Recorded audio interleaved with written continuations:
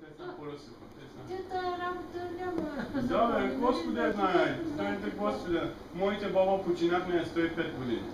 Дона живее. Да ни кажете нещо, че баба. Моля се, да си живи здраве. Познавам, момчето познавам, 4 години я познавам. Внучката излиза от къщи и на вратата той се спира колка, Никола се казва той. Колка и така я гледа в очите и тя не смее да мръдне. И седи на вратата, аз съм и също на горната врата, аз съм на партера.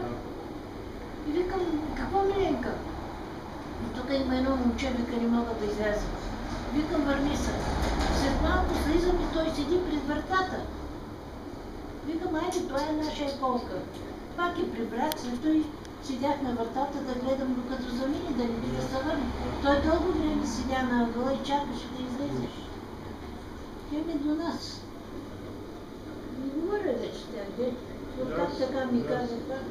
Малко ще поздравявахме се, той има брат чужбина.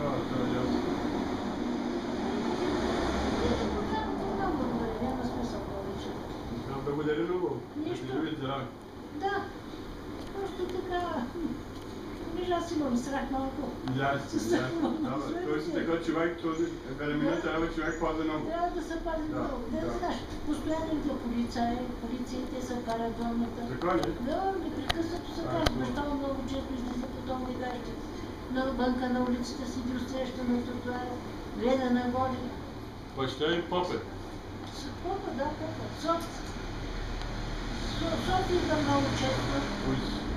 Сега за тях ли е София, не знам, но полиция много често идва при тях. Нищо.